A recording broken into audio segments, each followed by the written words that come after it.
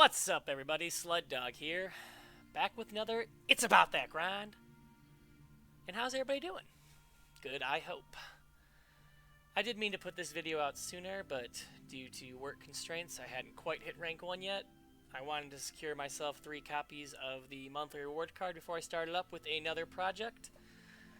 So, if you are new to my videos, basically these decks are best suited for beginner players who do not have access to a whole lot of cards. And maybe they wanted to get some soul gems from the AI to further their collection. Now, I would strongly advise that every player, their first few weeks of play, to definitely beat the story mode, as well as play around with solo arena. After you have done that, maybe you are a few hundred soul gems shy of a legendary you might want for a deck tech. This guide is the video that is intended for you. The last deck I did was a mono blue sort of aggro action based, perhaps sort of mid-range-ish deck. Just kind of had a lot going for it. This deck is a mono yellow token deck, and basically this deck's whole goal is to keep ahead on life. Continue to hit face with your 1/1s, and when you have 3 stacked up on one side, you lay down a Resolute Ally, or if you're ahead of life, you chain together some Golden Saints.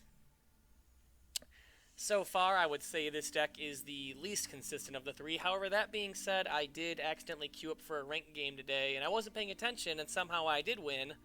I based that entirely on luck and more of just the chance of card draw being in my favor.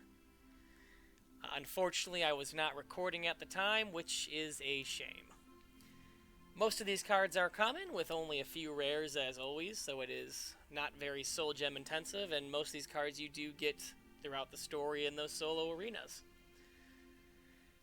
That being said, let's talk about the actual deck and why I did choose the cards that I did. Alright, so on screen we got Shadenhall Sapper. He is a 1 cost for 1/3 drain. This card is basically in there just to keep you whittling at your opponent, keeping your life above 30, just for later uses. He's also one of your 2 turn 1 moves you can do, is assuming you went first. Execute. This card is pretty staple, I would believe, in yellow, especially with the meta currently, as of today, being very spell sword heavy with a lot of blue ward creatures that only have 2 power that are easily taken out with this. It's just a staple removal, and it pretty much belongs in every yellow deck at this current moment. Scouting Patrol, a 1 for 2 1/1 bodies on each side, 1 in the shadow, 1 in the field. This card is pretty good if you can get it on turn 1. It is better if you've already got another card laid down, such as the 5th Legion Trainer. This card is good for most token decks. It increases your damage overall for the creatures you lay down, and with its 3 health, it usually lasts at least 2 turns, unless they want to spend more than the mana you used to create it. I suppose 2 fireballs could come in, but that's a lot of removal just for 1 card. Next up, we got Kvatch Soldier, 2/3 with Guard. It's just a good creature to have early. Can be bumped up with other cards in this deck, so there is some synergy there. It also protects your cards like 5th Legion Trainer from impending doom. Priest of the Moon, 2 for 2/2 body. Prophecy as well, so if you get off a Prophecy, that's always good. When you summon it, you gain 2 health. That sort of plays into your other win angle of keeping yourself above more health than the opponent. Somerset Shield Mage. This card is in there just to beef up your creatures a little bit more. Maybe give your Kvatch Soldier 4 health to survive 2 hits instead of just 1. As well as beefing the other creatures in the lane as well for more favorable trades. As always, Crushing Blow has made its return. Deal 3 damage for 3. I believe everyone gets this in the story, so there's no reason not to have it in this deck. Imperial Legionnaire, solid cost for its body, 3 for 3/4. No ability on it, but it's got good stats for what it costs, and when you're facing the AI, just putting bodies out that can do damage is more than enough. Pack Wolf was the latest edition. I wasn't going to run it, but it did play into the tokenness of it, and it also is the reason why I won that rank game, so it was a good thing it was in it, I suppose. Basically, it's 3 for a 2-2 in one lane and a 1-1 in the other lane. It has synergies with wolf cards, which are mostly garbage because there's only 3 or 4 of them at the moment. Regini Highwayman, 3 for 2-2. The pilfer on it is draw a card. One of the most important stats in this game would be draw card, and getting even one hit off on him is enough. Pilfer, of course, if you do not know, it gets activated upon hitting your opponent directly.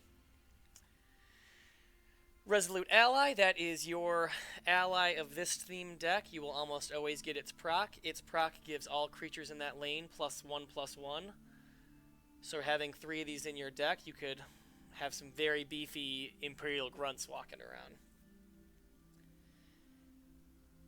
Aradon Paladin, a 4 for 4/4, and when you play an action, which you do have a few actions in this deck, you do get the ability to use Drain, which will then keep you ahead of life, chaining into a later combo. Hive Defender, one of the other rares in this deck. It is strictly better than the other Hive creature that you can choose from when you get your level. There's Hive Defender, then there's Hive Warrior. 3/6 in Guard is much more important in this current meta than a 6/3 with Breakthrough is. Because it doesn't matter how much damage you can do if you do not survive to do it. Piercing Javelin, staple removal. I actually do not know of a yellow deck that would not run this for any reason. Also has Prophecy, and if you're going to run a mono deck, if you didn't want to make it entirely mono for reasons like the Resolute Ally, you will always benefit from having 3 Piercing Javelins. Golden Saint, this is another one of your Sotocall win conditions. If you're above on health, you get 2 Golden Saints. That's 8 damage next turn. Really not much you can say there. It is the final rare card in this deck. Unfortunately, there are 3 different rares in this deck. Not to say you couldn't do it with less, I just found it to be better.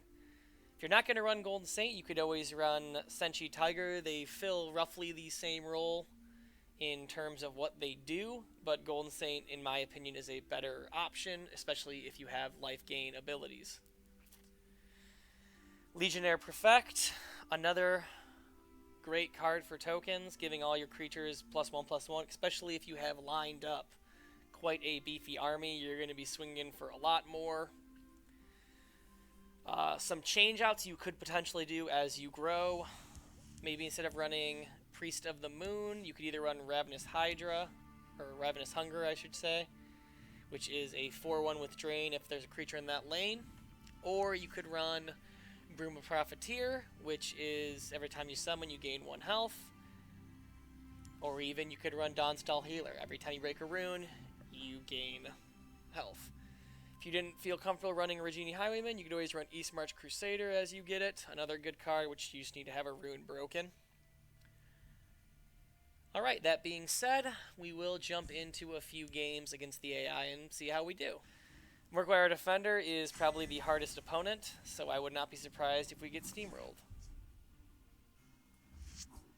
We're going to retreat with the Regini Highwayman, take him back, I should say, and we'll keep these 2. We were hoping for an Execute, because they do play a lot of the Goblin Skulks. If you can shut down their Goblin Skulks, you can, I wouldn't say necessarily win the game, but you definitely slow them down because then they don't have 0 cost to bump up their Murkwater's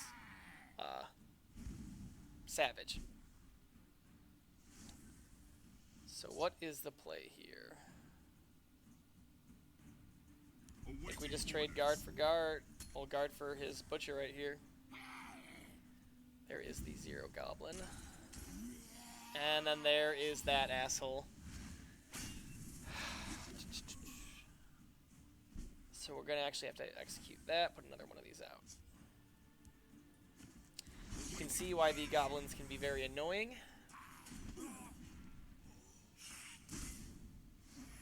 Okay.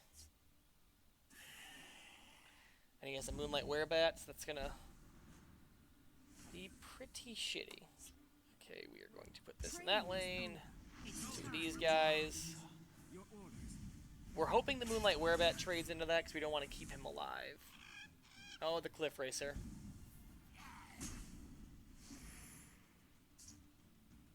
Or if nothing trades into it, I guess.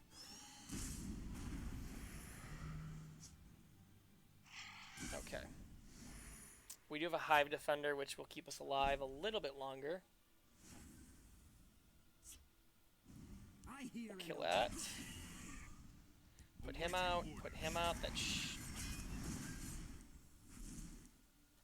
That should clear out his. Well, if he's smart, he won't kill. That'll still be alive at the end of the day. All right, we just gotta hope we can stabilize from that and go into the long game with our Aridin Paladin. All right. I guess fuck me.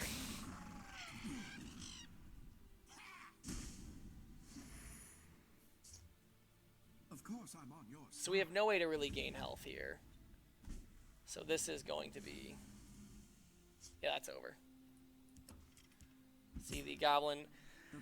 Murkwater Defender is one of the decks that if you get into it, you should almost always just auto-concede because it's just quicker. You can beat it if he gets unlucky, but as you saw there was very little I could have done there.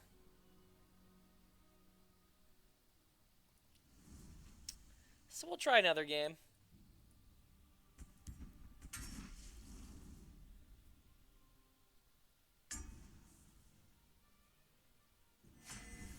The Trader is a blue-green deck. We have good cards to start off with. We're going to keep all of these. Turn 1, we're going to try to do 5th Legion Trainer, depending on what he plays. He plays nothing, so we'll do 5th Legion Trainer in the field lane. Training is over. It's time to Perhaps the Somerset Mage next. Ooh, that is unfortunate for us. If we got an Execute, that'd be nice. This is actually pretty good as well. Soldiers, report. Your orders. We must break through their ranks. Now he may trade into that. Nope.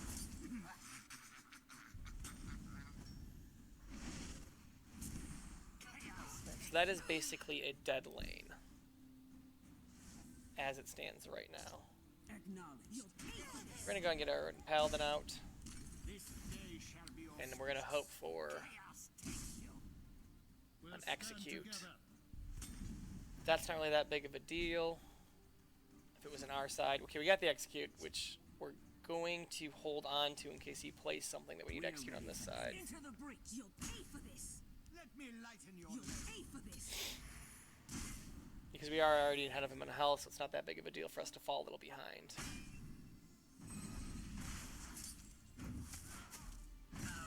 Chaos, thank you. Take off. So we're going to put this on this side, and we're going to go ahead and kill that guy. The Night Mother will guide us. There is the Ungolem the Listener. Seem to be running into a lot of those lately in the AI.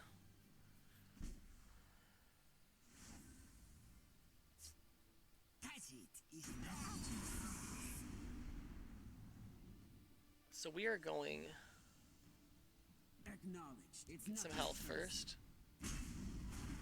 Maybe do Scouting Patrol. He'll probably kill our 2-1 with Ungolem, and we will trade in with that. We have a Hive Defender now. He has a Moonlight Werebat. So we will... Enter the breach.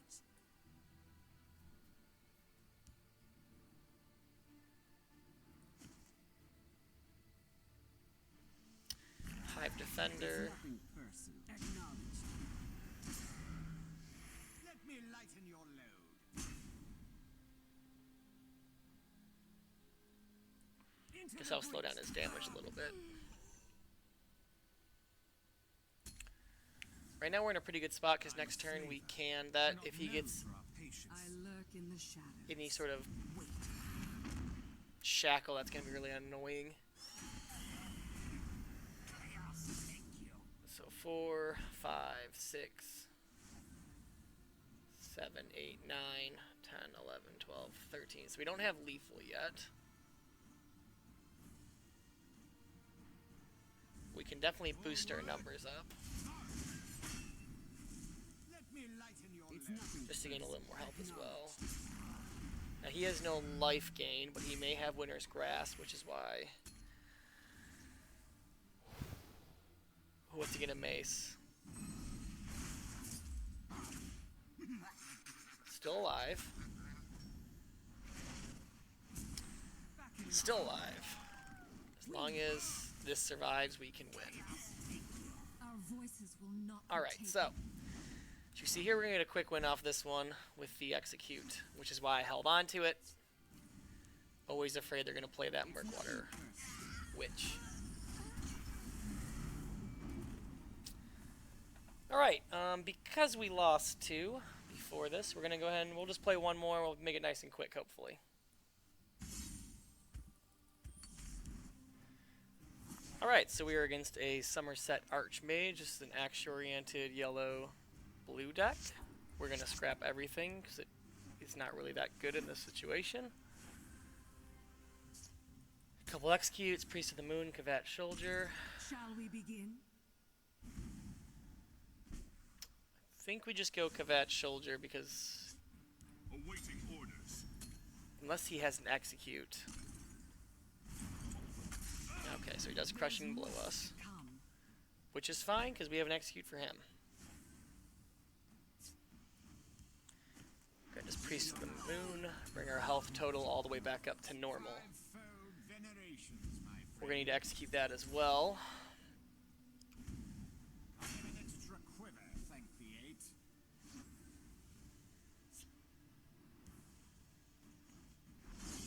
And we're just going to load up on left. Not really worry too much about the 2 damage coming in. As you can see, this deck is heavily themed with getting as much actions, as much action synergy as possible. It can be very annoying. I hear and And break his rune. We are ready for anything. He does carry lightning bolts and piercing javelins. There is a cunning ally. Let's shed some light. He will get the proc. Good for him. And he will kill my creature. Of course he will. away with you.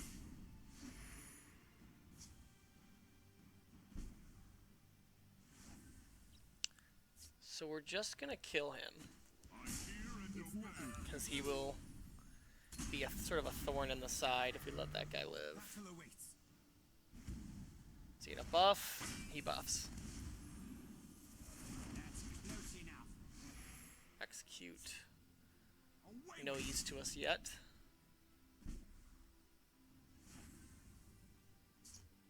awaiting Hit up orders. that. Hit up the Resolute Ally. Steadfast from us. It's nothing. Look for more life drain. We may be okay here. I'm not entirely sure. That may be the final thorn in the side. Alright, so he has no actions in his hand. Winds favor us. Unless he has a ward. Annihilation. That's close enough. Away with you. So what we will do...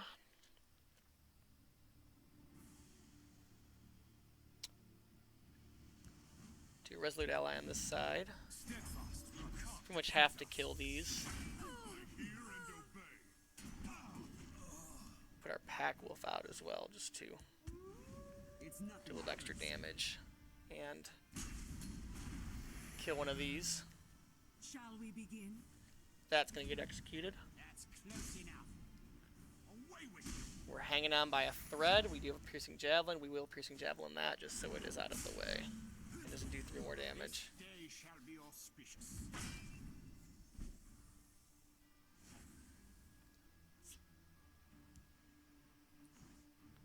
Execute that. Forward. So we will use our Drain effect first.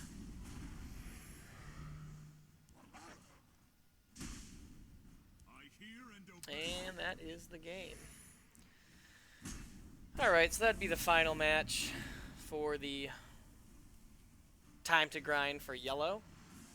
If you like the video, please subscribe, like, share, leave a comment. If you need any help, feel free to hit me up with a PM. I'm almost always on. I'm unhealthily on the subreddit under username Jibur, Jibur. Thank you for watching, and have fun out there with your grind. Bye.